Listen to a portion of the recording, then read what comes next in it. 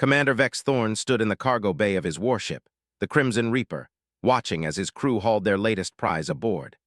The sleek silver pod gleamed under the harsh fluorescent lights, its alien design both beautiful and mysterious. Inside, according to his scanners, was a living being from the recently conquered world of Zephyria. "Another trophy for the collection, sir?"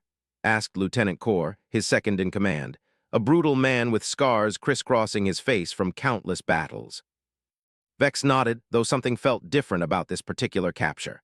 The Galactic Empire had just finished subjugating the peaceful Zephyrian civilization, and as reward for his tactical brilliance during the invasion, High Command had granted him first pick of the spoils. Most commanders chose precious metals, advanced technology, or exotic weapons. Vex had chosen something far more unusual. The pod hissed as the atmospheric seals disengaged.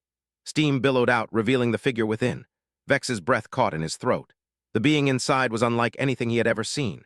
She was humanoid but ethereally beautiful, with pale blue skin that seemed to shimmer with an inner light. Her hair was white as starlight, flowing like liquid mercury around her shoulders. Most striking were her eyes, large, silver orbs that held an intelligence and sadness that made Vex's chest tighten unexpectedly. She was unconscious, dressed in flowing robes that seemed to be made of condensed moonbeams.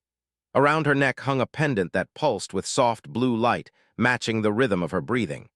The medical scanners indicated she was in perfect health, merely sedated for transport. "What do you want us to do with her, Commander?" Kor asked, his voice carrying an unpleasant eagerness that made Vex's jaw clench. "Take her to the guest quarters," Vex ordered sharply. "The secure one's on Deck 7, and Kor, she's to be treated with respect. Anyone who harms her will answer to me personally." Kor's eyebrows rose in surprise, but he saluted crisply. "Yes, sir." As his crew carefully moved the alien woman to the prepared quarters, Vex found himself following at a distance. He had expected to feel the satisfaction of ownership, the pride of possessing something rare and valuable. Instead, he felt an unfamiliar weight in his chest, something that might have been guilt if he had allowed himself to acknowledge it. The guest quarters were luxurious by military standards, with a large viewport showing the stars, comfortable furnishings, and even a small garden area with plants from various conquered worlds. Vex had originally designed these rooms for high-ranking prisoners who might provide valuable intelligence. Now, they would house his trophy. Hours later, as the ship entered hyperspace toward the Imperial capital, Vex received word that the alien woman had awakened. He made his way to her quarters, unsure why his palms were sweating or why his usual confidence had abandoned him. The door slid open to reveal her standing by the viewport, her back to him. She had removed the outer layer of her robes, revealing a simple but elegant dress underneath. Her posture was straight, proud despite her circumstances. "You are my captor," she said without turning around. Her voice was melodious, with an accent that made even standard galactic sound like music. "I am Commander Vex Thorn of the Imperial Navy," he replied, stepping into the room. "And you are my guest." She turned then, and her silver eyes met his dark brown ones. "Guest," she repeated, a bitter smile playing at the corners of her mouth. "Is that what you call prisoners now?" Vex felt heat rise in his cheeks. "What is your name?" "I am Lyra Starweaver, High Priestess of the Temple of Eternal Light on Zephyria." She lifted her chin defiantly. "Or I was, before your people destroyed everything I held sacred." The weight in Vex's chest grew heavier. "The conquest was necessary for the expansion of the Empire. Your people will benefit from Imperial protection and technology." Lyra laughed, but there was no humor in it. "Protection? From what? We were a peaceful world. We had no enemies, no wars. We spent our time studying the cosmos, creating art, nurturing life. What protection could we possibly need from your empire of violence?" Vex found himself without a ready answer. In all his years of conquest, he had never questioned the righteousness of imperial expansion. Weak civilizations were absorbed for their own good. Wasn't that the truth he had always been taught? "You chose me as your trophy," Lyra continued, moving closer to him. "Tell me, Commander Thorn, what exactly do you plan to do with me?" The question hung in the air between them like a challenge. Vex realized he didn't have an answer.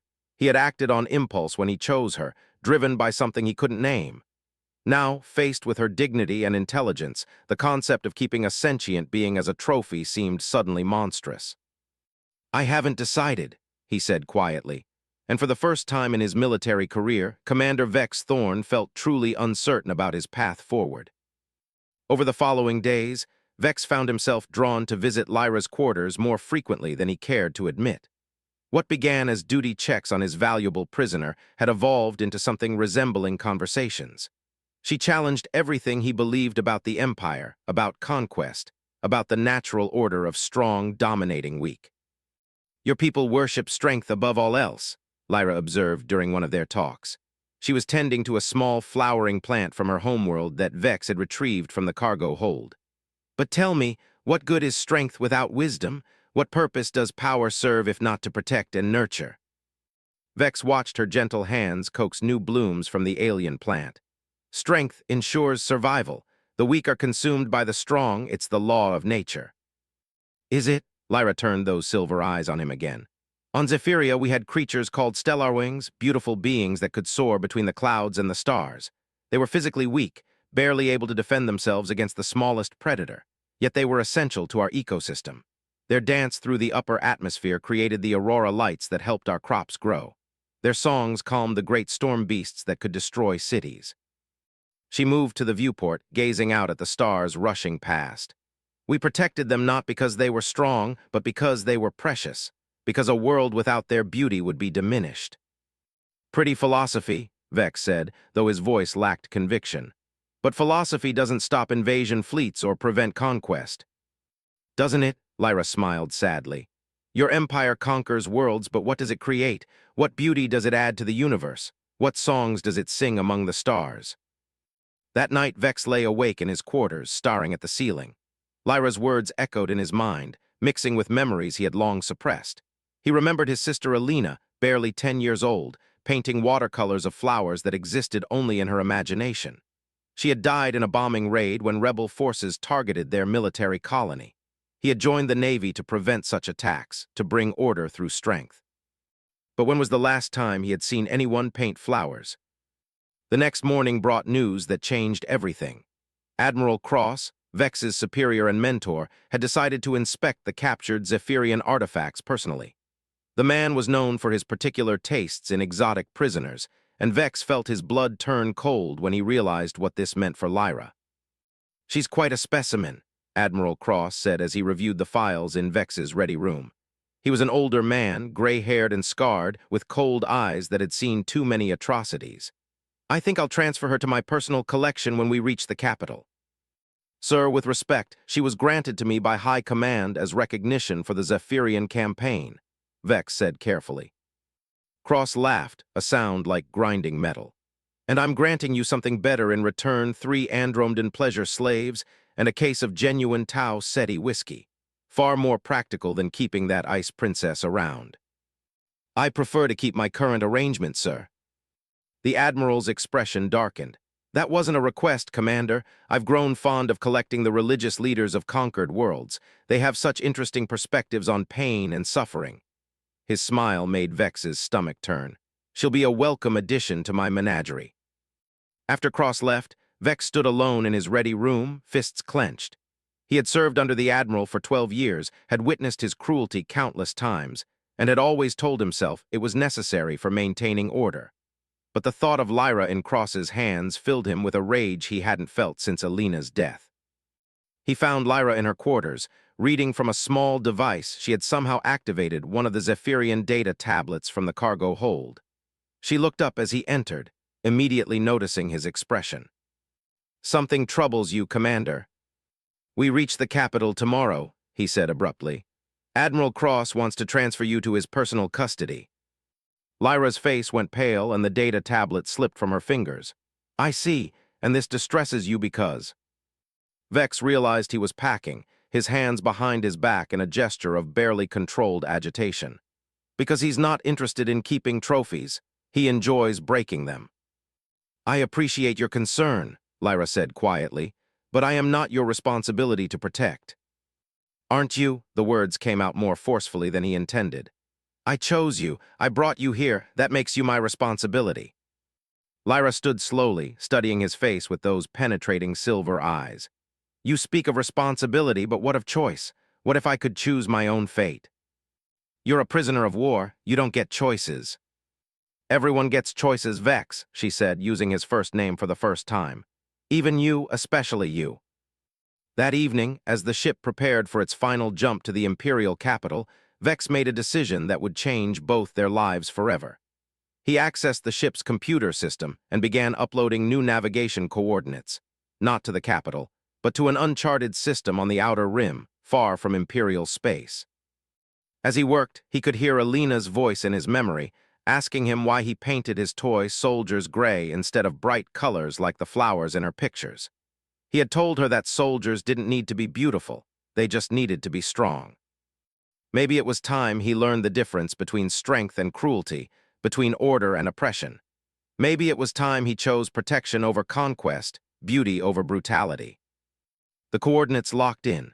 In 6 hours, they would drop out of hyperspace in empty space, and Vex would have to explain to his crew why they were going rogue. But first, he needed to tell Lyra that she was no longer his prisoner, she was his choice. The ship's emergency klaxon woke the entire crew at 400 hours. Vex stood on the bridge, watching his officers scramble to understand why they had dropped out of hyperspace in the middle of nowhere, surrounded by nothing but asteroids and distant stars. "Commander," Lieutenant Kor's voice was sharp with confusion. "Our navigation systems show we're in the Kepler drift, 17 parsecs off our scheduled route. How did we get here?" "I brought us here," Vex announced calmly. "All hands, this is the commander speaking." He activated the ship-wide communication system. "As of this moment, the Crimson Reaper is no longer operating under Imperial authority.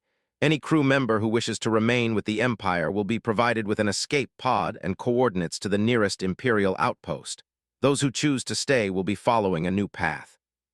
The bridge erupted in shocked murmurs. Kor stepped forward, his hand moving instinctively to his sidearm. "Sir, are you suffering from some kind of mental breakdown? This is treason." "No, Kor, this is evolution." Vex's voice remained steady, though his heart was pounding. "I'm tired of being a butcher for an empire that calls destruction progress." Before Kor could draw his weapon, the bridge doors slid open, and Lyra entered. She had changed from her simple dress into something that looked like a mixture of Zephyrian robes and improvised armor pieces from the ship's supply room. Her presence seemed to fill the space with an otherworldly calm. "Your commander has made a choice that honors the better nature of humanity," she said, her musical voice carrying clearly through the sudden silence. "But the choice now belongs to each of you." Chief Engineer Martinez spoke up from her station. "Commander, what exactly are you proposing we do? We can't fight the entire Imperial Navy." "We're not going to fight them," Vex replied. "We're going to disappear. This ship is equipped with the most advanced stealth technology in the fleet. We're going to use it not for conquest, but for something else entirely." Over the next several hours, Vex outlined his plan. They would become ghost liberators, using their military knowledge and advanced ship to rescue other prisoners, free enslaved populations, and provide aid to worlds struggling under Imperial oppression. It was dangerous, probably impossible, and certainly treason. To his surprise, most of the crew chose to stay. Martinez was the first to volunteer, revealing that her home colony had been strip-mined by Imperial corporations. "I joined the Navy thinking I could make things better from the inside," she said. "This might be the first chance I've had to actually do it." Even some of the more hardened soldiers found reasons to stay. Sergeant Pike, a veteran of 30 campaigns, simply said, "I'm tired of shooting at people who just want to be left alone." Kor and about 20 others chose the escape pods, taking with them promises of amnesty if they reported the ship destroyed in a navigational accident. Vex watched their pods disappear toward Imperial space, feeling both relief and regret. In the weeks that followed, the Crimson Reaper was transformed. Weapon systems were modified for precise, non-lethal operations. Cargo bays were converted into medical facilities and refugee housing. Most importantly, the ship's mission changed from spreading Imperial dominance to spreading hope. Lyra became an unofficial advisor, though Vex noticed that the crew began looking to both of them for leadership. She had a gift for seeing solutions where others saw only problems, and her calm wisdom balanced his tactical knowledge. Their first real operation came when they intercepted distress signals from a mining colony in the Vega system. Imperial overseers were using slave labor from conquered worlds, working them to death in dangerous tritium mines. The rescue required precision timing and careful planning. Remember, Vex addressed his team before the mission, we're not the same people we were under the Imperial flag. We save everyone we can, military and civilian alike. No one dies unless there's absolutely no choice. The operation was a masterpiece of surgical precision.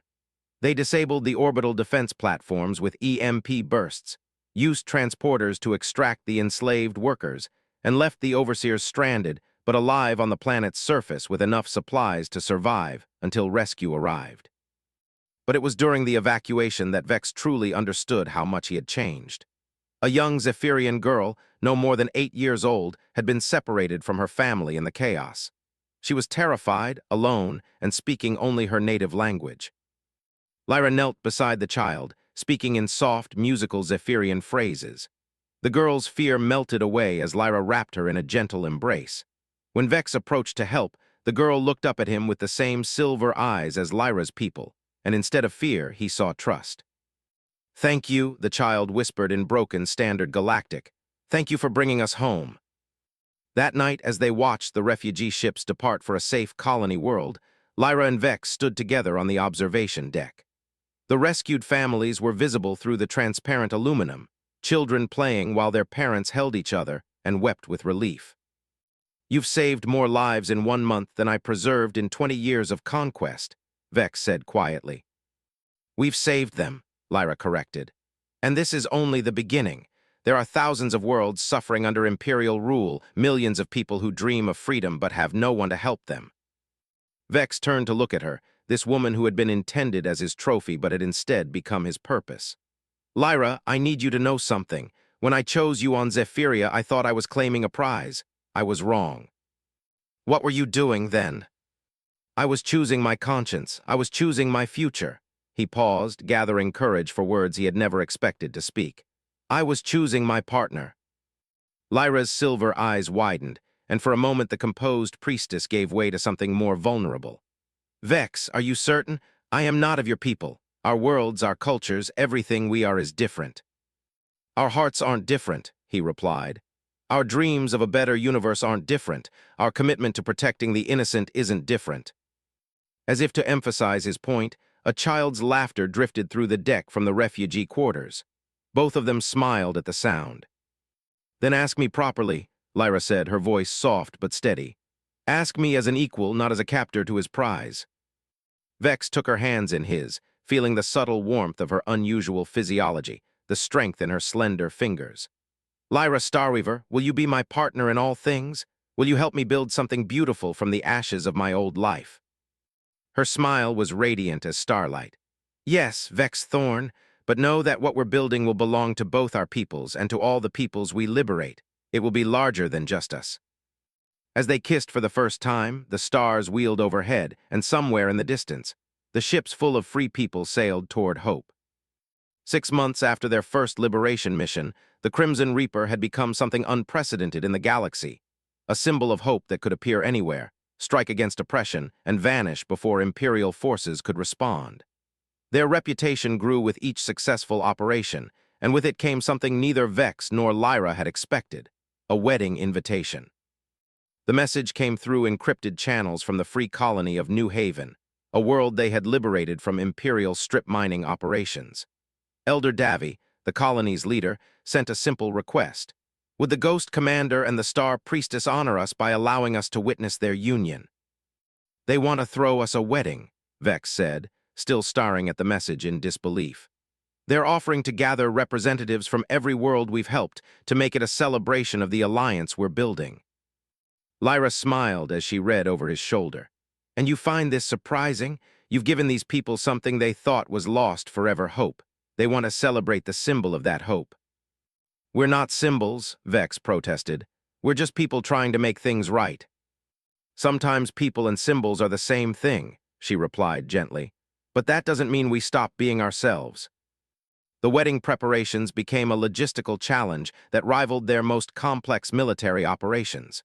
Representatives from dozens of freed worlds wanted to attend, each bringing their own cultural traditions and expectations. Security was a nightmare. The gathering would be an irresistible target for Imperial forces. Chief Engineer Martinez took charge of the preparations with military precision. "If we're going to do this, we're going to do it right," she declared. "Every culture represented, every tradition honored, and enough defensive capability to hold off a fleet if necessary." The ceremony was planned for the hidden asteroid base they had established in the Kepler Drift, a hollowed-out planetoid that served as their headquarters and sanctuary for refugees. Over the weeks leading up to the wedding, it transformed into something magical. Zephyrian artists created light sculptures that danced through the caverns. Andromedan engineers built gravity gardens that allowed flowers to bloom in impossible spirals. Former Imperial prisoners contributed their skills. A Tau Cetan chef prepared delicacies from 100 worlds, while Rigelian musicians composed symphonies that blended the musical traditions of every free colony. But it was the gift from the children that moved both Vex and Lyra to tears. Every child they had rescued had contributed something: drawings, songs, small handmade tokens.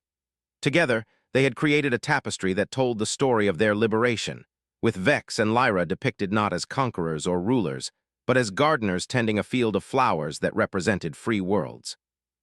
"This is what we're fighting for," Lyra whispered as they studied the tapestry together. "Not just freedom from oppression, but the chance for beauty to flourish." The ceremony itself was unlike anything the galaxy had ever seen. Vex wore a modified version of his imperial dress uniform, but instead of medals commemorating conquests, it bore symbols representing each world they had liberated. Lyra was radiant in traditional Zephyrian wedding robes that seemed to capture starlight itself, but woven into the fabric were threads contributed by every species they had helped. Elder Davi presided over the ceremony, but the vows they spoke were their own creation, a blending of human military tradition with Zephyrian spiritual practice. "I, Vex Thorn, take you, Lyra Starweaver, to be my partner in all endeavors," Vex said, his voice carrying clearly through the gathered crowd. "I promise to stand with you not as conqueror and conquered, but as equals building something greater than either of us could achieve alone. I promise to use my strength to protect beauty, my knowledge to nurture wisdom, and my love to kindle hope wherever darkness falls." Lyra's response made even the hardened soldiers in the crowd wipe their eyes. "I, Lyra Starweaver, take you, Vex Thorn, to be my companion in the dance of creation. I promise to help you transform the warrior's strength into the gardener's gentleness, to show you that the greatest victories are measured not in worlds conquered, but in lives preserved and dreams fulfilled.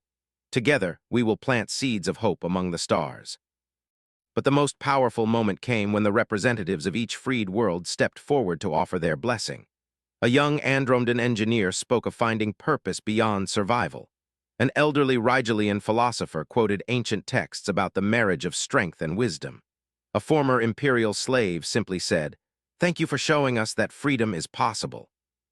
As Vex and Lyra exchanged rings, simple bands made from metal donated by every freed colony, inscribed with words of hope in a dozen languages, something happened that no one had planned. The children began to sing.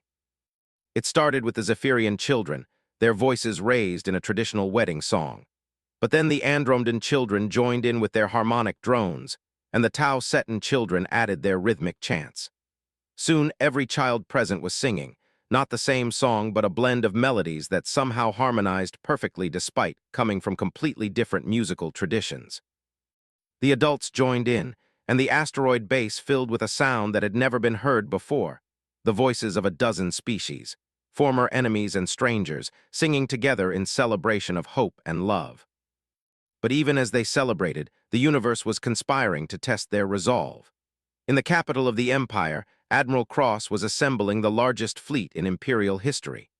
Intelligence reports had finally tracked down the location of the Ghost Commander's base, and the Admiral was determined to make an example that would end the rebellion once and for all. "Let them have their wedding," Cross told his assembled captains. "Let them gather all their supporters in one place. It will make destroying them so much more efficient." As Vex and Lyra danced their first dance as husband and wife, surrounded by hundreds of beings they had freed, neither of them knew that Imperial warships were already moving through hyperspace toward their position. The greatest test of their love and their cause was only days away. "What are you thinking about?" Lyra asked as they swayed to the blended music of the freed worlds. "I'm thinking that this is the most beautiful thing I've ever been part of," Vex replied. "And I'm thinking that we're going to have to fight to protect it." Lyra smiled up at him, her silver eyes reflecting the light sculptures dancing overhead. Then we'll fight, but we'll fight as we've learned to live not just with strength, but with love. Around them, the celebration continued, a brief island of joy in a galaxy still dominated by oppression. But for this moment, in this place, freedom and love had created something the Empire could never understand, a community bound not by conquest, but by choice. The attack came at dawn, ship time, when most of the wedding guests were still sleeping off the celebration. Admiral Cross had planned it perfectly, a massive Imperial fleet dropping out of hyperspace in perfect formation, surrounding the asteroid base before any escape was possible. Vex was awakened by the emergency klaxons, but it was the look on Chief Martinez's face as she burst into his quarters that told him how dire the situation was. "Sir, we've got 47 Imperial warships in attack formation," she reported breathlessly. "Admiral Cross himself is commanding from the flagship Dominion's Wrath. They're demanding complete surrender within 1 hour, or they'll reduce the entire asteroid to debris." Lyra was already pulling on her robes, her face calm but determined. "How many people are still on the base?" "Nearly 800, Martinez replied. "Representatives from every freed world plus the permanent refugee population. Our defensive systems can't handle a fleet that size." Vex felt the familiar weight of command settling on his shoulders, but this time it was different. He wasn't just responsible for his crew anymore. He was responsible for the lives and dreams of hundreds of beings who had trusted him to keep them safe. "Options?" he asked curtly as they made their way to the command center. "We could try to evacuate," Martinez said doubtfully. "But with that many ships, they'd pick off the transports one by one, or we could surrender and hope Cross shows mercy." "Cross doesn't know the meaning of mercy," Vex replied grimly. "He'll execute the leaders publicly and enslave the rest. We need a third option."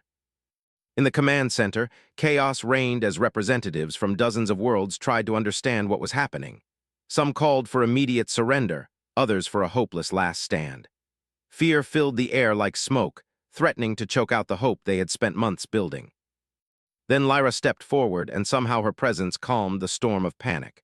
"Friends," she said, her voice carrying to every corner of the room, "we face our greatest test, but we do not face it as isolated worlds or scattered peoples. We face it as a united community." "United or not, we're outnumbered 47-1, muttered Elder Davy. "Are we?" Lyra asked. "Commander Thorn, what is the greatest tactical advantage an Imperial commander can possess?" Vex understood immediately. Perfect information, complete control of the battlefield, the enemy doing exactly what you expect them to do. And what if the enemy refuses to follow the script? A new voice cut through the discussion. "The enemy already has refused." Everyone turned to see a familiar figure entering the command center. It was Kor, Vex's former lieutenant, still wearing Imperial uniform. But his hands were raised in a gesture of peace, and behind him came a group of Imperial officers and enlisted personnel. "Lieutenant Kor," Vex said, his hand moving instinctively to his weapon. "It's Captain Kor now," the scarred man replied with a bitter smile. "Cross promoted me after I reported your death, but he made one mistake. He assigned me to hunt down and destroy the Ghost Commander's supporters among the fleet. Turns out there are more of us than anyone realized." Over the next frantic minutes, the situation became clear. Cross's own fleet was riddled with Imperial personnel who had grown sick of the Empire's brutality. They had been waiting for an opportunity to act, and Kor had been secretly coordinating their efforts. 18 ships, Kor reported. Not enough to defeat Cross in a straight fight, but enough to change the odds significantly. "It's not about defeating him," Lyra said suddenly. "It's about proving that his way isn't the only way." Vex looked at his wife, seeing the spark of an idea in her silver eyes. "What are you thinking?" "I'm thinking about children singing together, about species who were enemies learning to harmonize, about the power of choice." She turned to address the entire room. "We don't fight this battle to destroy the Empire. We fight it to show them there's another path." The plan they developed was audacious to the point of madness. Instead of trying to escape or defeat the Imperial fleet, they would do something unprecedented. They would invite them to join the celebration. "You want a what?" Admiral Cross's voice crackled over the communication channel 30 minutes later. "I want to talk," Vex replied calmly. Face to face, commander to commander, you've got me trapped. The least you can do is hear what I have to say. The meeting took place on neutral ground, a small asteroid between the opposing fleets. Cross came with a full security detail, expecting either a surrender or an assassination attempt. Instead, he found Vex and Lyra waiting alone, unarmed. "You've caused me considerable embarrassment, Thorn," Cross said without preamble. "The Emperor is not pleased with having one of his heroes turn traitor." "I didn't turn traitor," Vex replied. "I turned human." For the next hour, as their respective fleets faced each other in tense standoff, three people who had shaped the fate of the galaxy sat on a lifeless rock and talked. Cross spoke of duty and order, of the necessity of strength to prevent chaos. Vex countered with stories of the worlds they had liberated, the lives they had saved. But it was Lyra who made the breakthrough. "Admiral," she said quietly, "what do you dream about at night?" Cross was visibly taken aback by the question. "I don't dream. Dreams are for civilians." "Everyone dreams," Lyra persisted. "What did you dream about before you became a soldier? What did you want to be when you were a child?" For a moment, the hardened Admiral's mask slipped, and Vex saw something vulnerable beneath, a flash of a young boy who had once wanted something other than conquest and control. "I wanted to be an explorer," Cross admitted reluctantly. "I wanted to find new worlds and discover new forms of life, but the Empire needed soldiers, not scientists." "The Empire needed you to be a tool," Lyra said gently. "But you could choose to be something else. You could choose to be the explorer you wanted to be." What happened next would be debated by historians for generations. Admiral Cross, the most feared military commander in the Empire, sat on an asteroid and wept. Not from weakness, but from the sudden understanding of how many dreams he had buried in service to someone else's vision of order. The battle that followed was unlike any in galactic history. Instead of weapons fire, it was fought with communication arrays and broadcast frequencies. One by one, the crews of Imperial ships listened as their admiral spoke to them not of duty and conquest, but of choice and possibility. Some ships chose to withdraw, their crews unwilling to abandon their Imperial loyalty. Others chose to stay and fight, but not against the rebels. They fought against the very system that had turned them into instruments of oppression. When the last shots were fired and the last surrender was accepted, the Imperial fleet had been split almost evenly. Half remained loyal to the Empire and departed for Imperial space, carrying word that the rebellion had grown beyond anything they could contain. Half stayed, their crews choosing freedom over security, hope over certainty. As Vex and Lyra stood together on the observation deck of their asteroid base, watching former enemies work alongside former prisoners to repair damaged ships, they knew they had witnessed something extraordinary. "We've started something here that can't be stopped," Vex said, his arm around his wife's waist. "Not just a rebellion, but a transformation." "The Empire will adapt," Lyra replied. "They'll send more fleets, develop new tactics. This is far from over." "No," Vex agreed. "But we've proved something important today. We've proved that people can choose to be better than their programming. That love and hope aren't just pretty ideas, they're the most powerful forces in the universe." Around them, the children of a dozen species played together while their parents planned for a future none of them had dared to imagine just days before. The seeds they had planted were taking root, spreading across the galaxy one choice at a time. And somewhere among the stars, on worlds still under Imperial rule, people looked up at the night sky and dared to dream of freedom.